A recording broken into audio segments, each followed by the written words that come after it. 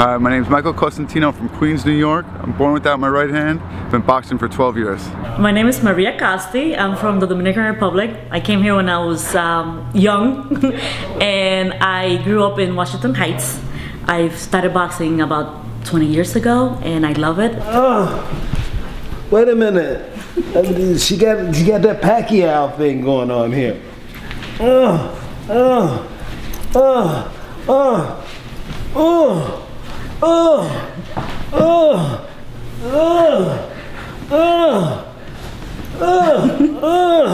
my God. Oh. How did you get started with fighting? Well, you know, my friend brought me to a gym and he said, you know what, he said, check it out. So at first, you know, because I was born without a right hand, so I was like, I don't know if I'd really be able to do this, but started just, you know, working out, then started sparring, so you know what, I'm okay in this, so I'm gonna just see if I could fight now, and basically that was it. Well, I'm sure it was tough in the beginning.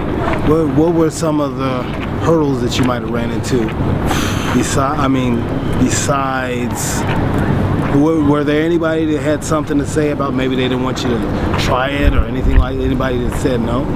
Well, you know, of course, there's always doubters, but there's doubters with people with two hands. There's doubters with everything, for any type of athlete. So of course you have to you know, just brush off the doubters and just keep on going. Boxing definitely helped me with my confidence. It really did. Like, you know, I really can't lift weights because with my right arm, but I could put a glove on and actually work out my right hand, and you know, it definitely helped me. Like, you know, mentally and physically, it definitely benefited, and it helped me grow as a person and as a man. Boxing, you know, it's tough working out. Just, you know, you gotta 5 days a week. Go hard. You have to go hard. Running, hitting the bag, and then sparring. It's not easy. Definitely wasn't easy in the beginning. Pretty much stretch out. Usually loosen up. Just you know, light shadow boxing, and then probably most likely just spar. Whoever's there to spar close to my weight. And then after that, just maybe a couple pads, then sit-ups, and then call it a day, and back to the same thing tomorrow morning. There's still a lot of discipline involved with boxing, because with other sports you can get away doing certain things. Boxing, you can't. You really can't.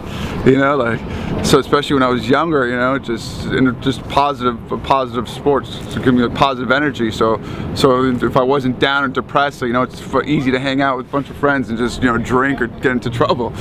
But you know what? You can't do that with boxing, because you have to pay for it the next day. Yeah. Because the person that you're getting in the ring with or working out with doesn't care what you were the night before. I mean, I've been around for a while, so I pretty much know everyone in New York's like gym, but anyone that just they're like positive, like, wow, you really do that, and then they see me work out. That it's pretty always real positive energy that I get from people in the gym. You can't lie about boxing. That's you know, you really can't. You can't. That's the one thing I loved about it. It's pretty much the hardest sport I ever did. But you know what? If I'm in the ring, I can't. I'm like, you know what? He didn't throw me this pass. I'm like, he didn't do that. I was like, you know what? I'm like, John, you know, John didn't pass the ball right. Like, it's on you. You can't bullshit a boxer. That's what it comes down to. Sorry for cursing. Yeah. No, it's like the gym is a community too. You know, I mean, he can turn around and even if he's just getting there, he might not know everybody in there, but he can turn around and ask somebody anything, and they're going to give him an answer. I was born without my right hand. It was basically it. I don't know what. So basically, I didn't know any other way. I was born with it. Yeah. So basically, I don't know any other, you know, way of like growing up. But it was that when, you know, when you're younger, just like everyone has certain insecurities. I maybe have it worse than other people, but people have it worse than me. But it's anyone with those insecurities. Growing up, it was tough. But then, you know, you grow older, you find to grow into yourself. When I first tried, like I didn't think it was realistic. You know, I put on the glove, I thought it would slip off, and it was, you know, and then just tie it really tight around my right arm, and it goes all the way in. The glove fits on. I really not going, like, every once in a while, you know, just little slips, but it fits. I never had an issue. Like any boxing gym, everybody's different. Everybody's got their own unique things. You know, it's what you do with them, you know, that makes all the difference. You know, with me looking at you, then, you know, you get just as much respect as the next person.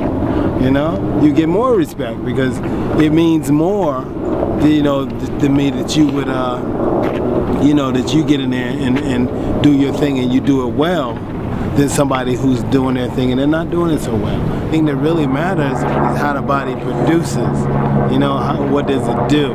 What can you do? You know, I'm not concerned with how my body looks. I've never been concerned with how my body looks. You know, I'm concerned with what I can make it do. You know, that's the only thing that makes a difference to me.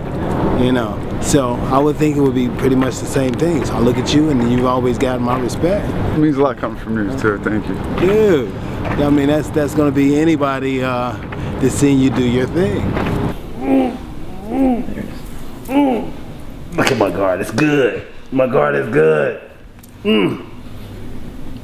Oh, what is that?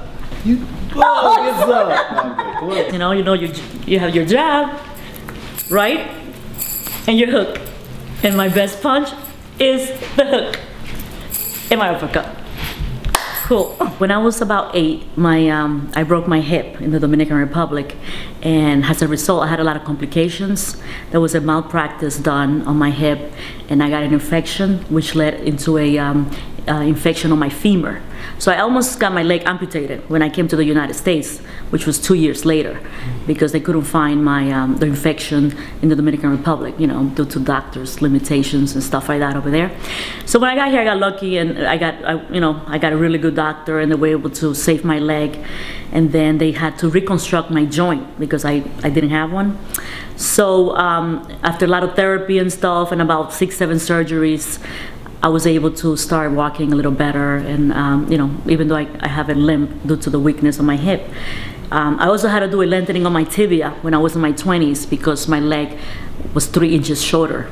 So right now it's still like a ½ inch short, but it doesn't bother me. I don't need to use a lift or nothing like that. But you know, working out and doing my boxing and doing all the things that takes, you know, the round boxing, all the straightening and all the, you know, the sit-ups and all the leg workout to get ready for the boxing routine and all that stuff has helped me a lot, you know, because it has helped me keep my hip straightened. So it has really, my doctor have always told me that, you know, all my workouts and stuff have really helped me not have a hip replacement. I used to take a lot of aerobics classes and step classes, and then one day I saw this Irish guy teaching a class, and I was like, that looks interesting. Growing up, I used to watch a lot of boxing with my father, you know, like Muhammad Ali, Boom Boom Mancini. So I was always interested in the sport, but I never thought I could do it. You know, I always felt that I was limited and I couldn't do certain things. And so that day I tried it, and it was so much fun. You know, I felt very comfortable in the class. The other students made me feel, you know, comfortable in it too. And I thought, wow, this is great. And then after I finished it, I didn't have any pain on my hip. I was shy about doing it because I thought people were gonna be like, wow, you know, I have a limp and stuff. So I thought people would think, why is she boxing? You know, she probably cannot do this. So that was probably the hardest part. But then after I did it a few times and I got to know the team, and they made me feel really at ease. It gives me a sense of something I could really do well, and that gives me self-esteem when I do it. Also, it kind of builds a community around it. Like I know a lot of people for the last 20 years, guys and girls, who are into boxing, and we always, even though we don't see each other for months or whatever, we always see each other again in the ring. And also it helped me walk, in a way, walk better, because it built my muscles. It built my strength on my quads and my hamstrings. It also helped me with my core, which is really important when you're walking. And also my you know, the way I line up, etc. And my posture. What I'm trying to say to them is that it really is, you know, something that would be good as an alternative treatment, you know, for a lot of the people in the hospitals. But I think it's going to be something that's going to be really different. I think the way that it's strengthened, you know, your hip and all their surrounding areas and everything. You do have to have a lot of focus, and it also, everything's training, you know, just training, understanding the strokes, and understanding what exactly you're trying to accomplish in the ring. It's not so much like people think about aggression. It's more about really discipline. You know, that's what it is about. Discipline, learning the stroke, listening to your coach, and practicing a lot of that. And then focus it comes with it. I think, you know, with the training and knowing what your goal is, you know, either in the ring or outside the ring. You were a woman and you were boxing men and all that. How was that? That was fun. Because yeah, it was fun because, like, you know, first of all, I'm a woman and I'm petite. I'm only 5 feet, and so you get in with those the guys, and they always think, oh my God, you know, they're really not afraid of you because they think you're not going to be able to hit them hard enough. But that's not true. You know, boxing is all about speed. You know, it's target, and also it's about contact, and you know, so all that is a combination of the whole sport. So basically, if you're able to, you know, outspeed somebody and move more than they can move, and outsmart them in your punches and your combination, you can do pretty well. But you also have to respect the person in front of you. You know, you're not really there, even though you're sparring with them, you're not there really to hurt them. You're really there to learn, and they're there to learn from you. So you learn how to respect from each other.